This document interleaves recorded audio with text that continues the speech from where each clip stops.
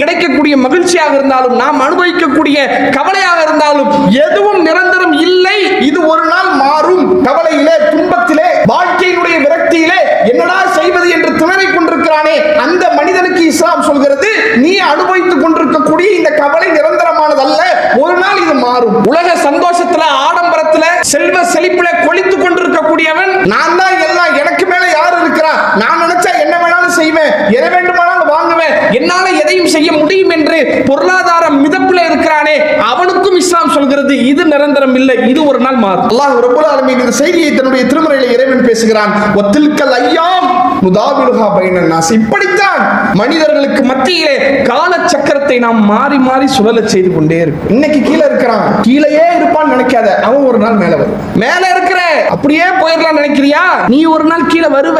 இதுதான் மனிதர்களுக்கு மத்தியில் நான் ஏற்படுத்தி வைத்திருக்கிற வாழ்க்கை சக்கரம்.